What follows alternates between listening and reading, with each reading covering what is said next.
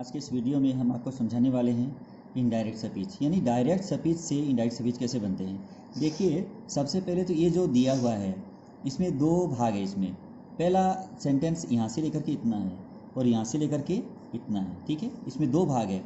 तो पहला जो ये भाग दिया है इन्वर्टेड कोमा से बाहर है ये, ठीक है ना। ये बाहर का इन्वर्टेड कोमा से बाहर का वाक्य है। तो ये सब्जेक्ट है, इसको हम रिपोर्टर कहते हैं। ये रिपोर्टिंग वर्ब कहलाता है और ये रिपोर्टिंग वर्ब का ऑब्जेक्ट कहलाता है। ये रिपोर्टिंग वर्ब है, इसका ये रिपोर्टिंग वर्ब का ये ऑब्जेक्ट है। अब रिपोर्टिंग वर्ब का सब्जेक्ट ये है, तो रिपोर्टिंग वर्ब का सब्जेक्ट ये है, तो ये कौन है? रिपोर्टर है, ठीक है, सूचना देने वाला है। तो ये ध्यान रखना है। तो रिपोर्टिंग वर्ब ये है, रिपोर्टिंग वर्ब का ऑब्जेक्ट ये है और सब्जेक्ट ये है, ये ध्यान रखना है। इसमें कौन कौन है ये बात ध्यान रखनी है। और इसमें ये इन्वर्टेड कोमा है, ये कोमा है, ये इन्वर्टेड कोमा है, और यहाँ ये जो लगा हुआ है ये भी इन्वर्टेड कोमा है। तो इन्वर्टेड कोमा के अंदर जो वाक्य दिखाई दे रहा है ये रिपोर्टेड स्पीच कहलाता है। ये स्पीच का वाक्य कहते हैं इसको, ठीक है ना। तो इस प्रकार से आपको ध्यान में रखना होगा। तो ये था, ये पूरा क्या कहलाता है? ये डायरेक्ट स्पीच कहलाता है। डायरेक्ट नरेशन भी इसी को कहते हैं, डायरेक्ट स्पीच भी इसी को कहते हैं। ये तो डायरेक्ट स्पीच है, लेकिन हमें क्या करना है? इसको इनडायरेक्ट स्पीच में बदलना है वाक्य को। आइए बदलते हैं। I said to my friend, मैंने अपने दोस्त से कहा, मैंने अपने मित्र से कहा। क्या कहा? Let's go for a shop, आइए खरीदारी करने चले। शॉप का मतलब शॉपिंग यानी खरीदारी करना, ठीक है ना। तो let's go for a shop, खरीदारी करने के लिए चले, ये हुआ। तो इसमें क्या करना है? आई लिख दिया, सब्जेक्ट लगा दिया। अब आई सेड टू, अब जो सेड टू है, सेड टू ऑब्जेक्ट है, ये माई फ्रेंड ये लिखा है। तो सेड टू को आप या तो सेड, अगर सेड की अगर मान लीजिए सेड के स्थान पर अकेला हो तो हम यहाँ प्रोपोज्ड भी कर सकते हैं, यहाँ सजेस्टेड भी कर सकते हैं। लेकिन अब सजेस्टेड टू ऑब्जेक्ट है ना, तो फिर ये जो सेड टू है तो सेड टू ऑब्जेक्ट है, तो हम इसको सजेस्टेड टू ऑब्जेक्ट कर सकते हैं। अगर हम प्रोपोज्ड करें तो प्रोपोज्ड के बाद में टू नहीं लगाना है, ऑब्जेक्ट तो लगाना ही है। तो अब हम इसको सजेस्टेड कर देते हैं, ये नियम है इसका। सजेस्टेड का अर्थ है सुझाव दिया, ठीक है ना। Suggested to, I suggested to my friend, मैंने अपने मित्र को सुझाव दिया। अगर यहाँ प्रोपोज्ड करता तो टू नहीं लगाता, जैसे इसका अगर प्रोपोज करता तो आई प्रोपोज्ड माई फ्रेंड ऐसे होता। तो प्रोपोज कर दो चाहे सजेस्टेड टू कर दो, दोनों में एक एक बात है। प्रोपोज का मतलब क्या होता है? प्रस्ताव किया। सजेस्टेड टू का क्या मतलब होता है? सजेस्टेड का अर्थ होता है सुझाव दिया। तो दोनों का इसमें, इस वाक्य के लिए ये लेट वाला जो सेंटेंस होता है, इसमें लेट वाला जो स्पीच होता है, इसके लिए हम या तो सजेस्टेड करें या फिर प्रोपोज करें, तब वाक्य सही होता है, लेकिन सेड टू को हटाकर। अब क्या करेंगे? ये वाक्य अब साधारण वाक्य की तरह हमें बनाना है। तो अब क्या करेंगे? इसके स्थान अब क्या करें? साधारण वाक्य के लिए दैट लगाएंगे। अब एस जो लगा है, लेटस, ये लेटस है। लेटस का मतलब होता है लेट अस। अस का सब्जेक्ट क्या होता है? उसका सब्जेक्ट होता है वी होता है। तो हमें इसका क्या बनाना है? वी, ये बना दिया वी, ठीक है। अब इसको वी बनाना है, वी बना दिया। अगर मान लीजिए हमें बदलना ही पड़ता तो इसके अनुसार फिर हमें, अगर कोई होता यहाँ तो हम इसके अनुसार बदलते, फिर सब्जेक्ट के अकॉर्डिंग बदला जाता। लेकिन अब ये फिलहाल ये अस है, तो अस का सब्जेक्ट वी होता है, ये ध्यान रखना है। अब लेट का क्या करना है? लेट का हमें शुड बनाना है। क्या बनाना है? शुड। तो लेट का हमें ये शुड कर दिया, तो लेट को शुड बना दीजिएगा। लेट का मतलब चाहिए होता है वैसे भी, और शुड का मतलब चाहिए, दोनों एक ही है। अब क्या करना है? गो, ये लगा दिया यहाँ गो, यहाँ टू नहीं लगाना है, बस इतना ध्यान रखें। फॉर भी लगा दीजिएगा, ये फॉर है। और ए शॉप, और अंत में फुल स्टॉप। ये हो गया आपका वाक्य पूरा। I suggested to my friend that, मैंने अपने मित्र को सुझाव दिया कि we should go for a shop, हमें शॉप करने के लिए जाना चाहिए, अर्थात हमें खरीदारी करने के लिए, हमें शॉपिंग करने के लिए जाना चाहिए। ये हुआ। आगे देखिए। दी बिगर सेड, भिखारी ने कहा, लेट मी स्टे हियर, मुझे यहाँ रुकने दीजिए। तो भिखारी ने कहा कि मुझे यहाँ रुकने दीजिए। तो सामने वाला व्यक्ति जरूर कोई अमीर व्यक्ति होगा, धनी व्यक्ति होगा, तो भिखारी ने उससे कहा होगा कि मुझे रुकने दीजिए, तभी तो उसने कहा होगा ना। तो क्या करते हैं यहाँ, दी बिगर लिखते हैं यहाँ पहले, दी बिगर। अब इसमें शेड को हटा करके धनी व्यक्ति, जब वो ये भिखारी है तो सामने वाला व्यक्ति जरूर धनवान है, अमीर व्यक्ति है। तो जब भिखारी अमीर व्यक्ति से बात करेगा तो वो बात रिक्वेस्टेड में बदल जाती है, ठीक है ना। ये आपको ध्यान रखना होगा। यहाँ कोई रिक्वेस्टेड के लिए कोई वर्ड पहचान वाला कोई शब्द दिया हुआ नहीं है, लेकिन समझने की बात है, बड़े और छोटे का सवाल है इसमें। छोटा बड़े से करेगा तो रिक्वेस्टेड करेगा, ये ध्यान रखना है। तो दी बिगर रिक्वेस्टेड, रिक्वेस्टेड कर दिया इतना, रिक्वेस्टेड कर दिया। तो फिर क्या करना है इसको, अब रिक्वेस्टेड कर दिया, अब आगे आप इसको सिर्फ टू से भी जोड़ सकते हैं। टू कर दीजिए, टू लेट कर दिया, अब लेट से भी जुड़ जाएगा। अब मी को क्या करना है, मी किसके लिए, बिगर के लिए ना।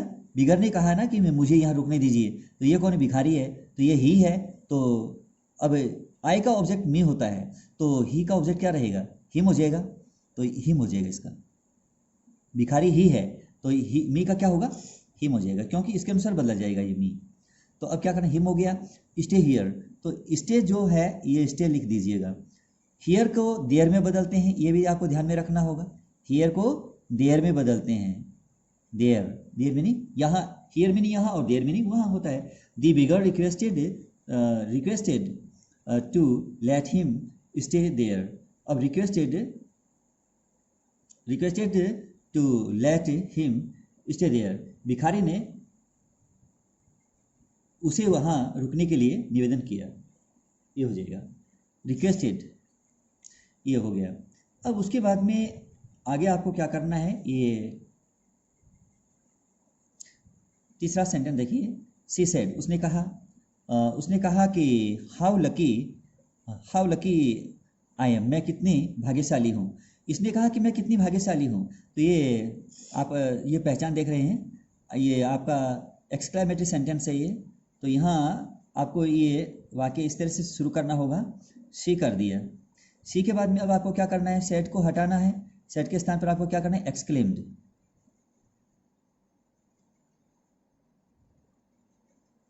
एक्सक्लेम कर दिया। एक्सक्लेम करने के बाद में अब ये क्या आश्चर्यबोधक वाक्य है कि मैं कितनी भाग्यशाली हूँ।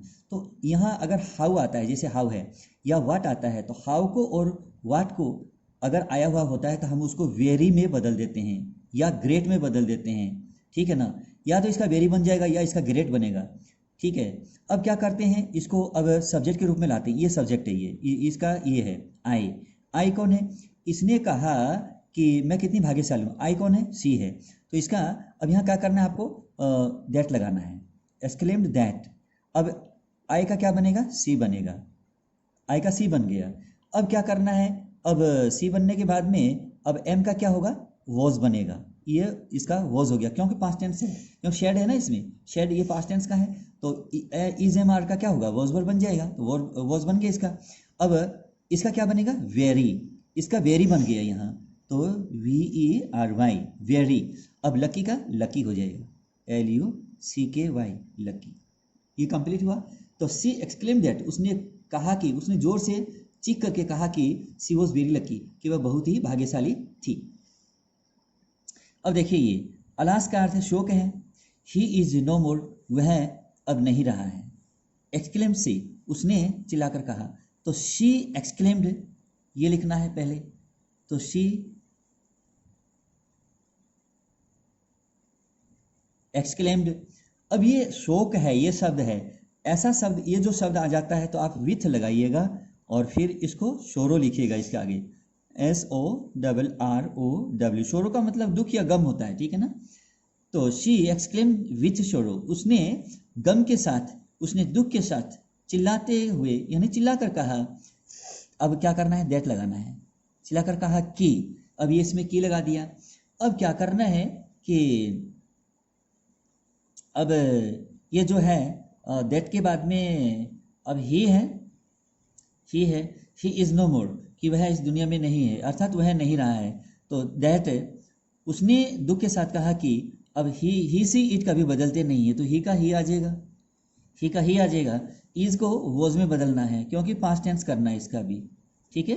ही वॉज नो मोर का नो मोर लगा दीजिएगा, नो मोर, ये नो मोर का नो मोर आ गया, ये अब सही है। शी एक्सक्लेम्ड विथ शोरो, उसने दुख के साथ कहा कि दैट शी वॉज नो मोर, वह अब नहीं रहा था, वह नहीं था। अब अगला देखिए, रीता सेड टू हरी, रीता ने हरी से कहा, रीता ने हरी से कहा, क्या कहा कि have you seen my diary, क्या आपने मेरी डायरी देखी है? तो रीता ने कहा नहीं है बल्कि पूछा है, इसमें भाव पूछने का है। इसको, इसके अंदर जो भावना है ना, सेंस समझना होगा। आगे आपको ये जो बात, यहाँ जो बात हो रही है, आगे की स्पीच का सेंस समझ लो तो आसान हो जाता है। तो देखिए कैसे बदलते हैं। अब रीता कौन है? स्त्रीलिंग है, ये इतना आपको पहचान बनाना होगा, पुल्लिंग स्त्रीलिंग का पूरा ज्ञान होना चाहिए आपको। रीता, अब क्या करना है, आस्कट करना होगा, आस्कट हरी, हरी का पहला अक्षर पहली विशेषण में होगा, ये भी ध्यान रखते हुए। रीता ने हरी से पूछा, अब हैव से प्रश्नवाचक बना हुआ है सहायक क्रिया से, तो आप इसको जोड़ेंगे इफ से, इफ से जोड़ेंगे। अब यू को सब्जेक्ट, यू जो है यहाँ सब्जेक्ट है, स्पीच के वाक्य का जो सब्जेक्ट यू है, अब आपको हरी के अनुसार बदलना होगा। यू कौन है? हरी है। हरी कौन है? अब यहाँ ही है। तो यहाँ क्या करना है आपको, रीता आस्कट हरी इफ कर दिया ना इतना, अब आपको क्या करना है, अब ही लगाना है, इफ ही कर दिया, क्योंकि हरी ही है, पुलिंग है इसलिए। अब क्या करना है, हैव का क्या होगा, हैड होगा। ये पास्ट टेंस, ये प्रेजेंट परफेक्ट है तो आपको पास्ट परफेक्ट बनाना होगा, तो हेड कर दिया। सीन का सीन आ जाएगा क्योंकि अपने आप में थर्ड फॉर्म है ये, तो ठीक है सीन। अब माई डायरी, डायरी किसकी है? रीता की है, तो हर डायरी करनी होगी आपको, हर डायरी, ये होगी हर डायरी। तो रीता आस्कट हरी, रीता ने हरी से पूछा, if he had seen her diary, क्या उसने उसकी डायरी को देखा था? ये हुआ, कंप्लीट हुआ sentence. I said to him, मैंने उसे कहा, I have a message for you, मेरे पास आपके लिए एक संदेश है।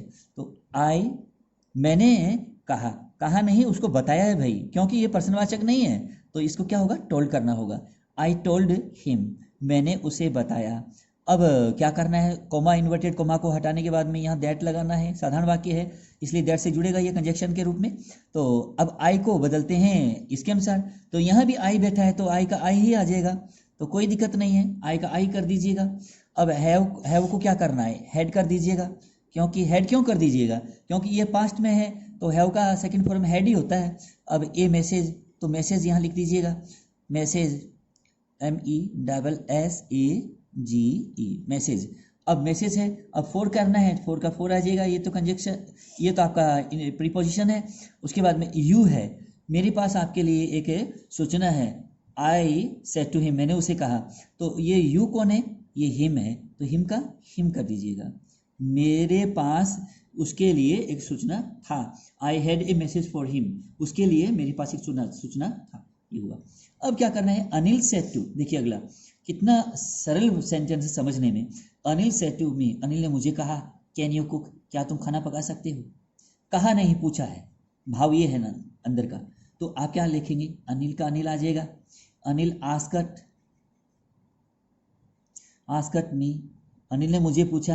अब ये सहायक क्रिया से, अब सहायक क्रिया दो प्रकार की होती है, एक तो प्राइमरी हेल्पिंग वर्ब होता है और एक होता है, प्राइमरी हेल्पिंग वर्ब कौन सा होता है, प्राइमरी हेल्पिंग वर्ब होता है जो टेंसों में सहायक क्रिया होती है, जैसे कि do, does, is, am, are, was, were, has, have, had, ये और ये क्या है, ये प्राइमरी हेल्पिंग वर्ब है। अब ये कैन क्या चीज़ है, ये मॉडल हेल्पिंग वर्ब है, मॉडल ऑक्सिलियरी है ये, तो आपको समझना होगा मॉडल ऑक्सिलियरी और प्राइमरी हेल्पिंग वर्ब, ये हेल्पिंग वर्ब दो टाइप में है यहाँ, तो दोनों ही प्रकार आपको समझनी होगी और लगभग ये 24 प्रकार की हो सकती है। तो अनिल आस्कट मी, अनिल ने मुझे पूछा कि अब इसको जोड़ना किससे है, मॉडल हो चाहे हेल्पिंग वर्ब कोई सा भी हो, चाहे प्राइमरी हेल्पिंग वर्ब हो चाहे मॉडल हेल्पिंग वर्ब हो, इफ से जोड़नी है आपको, ये बात ध्यान रखनी है। तो इफ, अब यू को बदलना है अकॉर्डिंग मी, ठीक है ना, मी के अनुसार बदलना है। अब आपको क्या करना है, इसका ये सब्जेक्ट है इस वाक्य का, तो आपको मी का सब्जेक्ट चाहिए, तो मी का सब्जेक्ट क्या होता है, आई होता है। कैन का पास्ट क्या होगा, कुड, क्योंकि आपका रिपोर्टिंग वर्ब है वो शेड है इसलिए इसको कुड में किया गया, कुड आगे क्या है, कुक का कुक आ जाएगा, क्योंकि प्रत्येक मॉडल के बाद में हम फर्स्ट फॉर्म का यूज करते हैं। तो ये हुआ पूरा। तो अनिल आस्कट मी, अनिल ने मुझे पूछा, इफ आई कुड कुक, क्या मैं पका सकता था, क्या मैं भोजन पका सकता था, ये हुआ। तो मुझे उम्मीद है कि आज के जो सेंटेंस है आपको अच्छी तरह से समझ में आए होंगे। तो अगर मान लीजिए आपको अच्छी तरह से समझ में आ गए हैं, अधिक से अधिक इसको शेयर कीजिएगा और मेरे चैनल को काफ़ी बड़ी संख्या में सब्सक्राइब कीजिएगा और लाइक कीजिएगा। Thank you.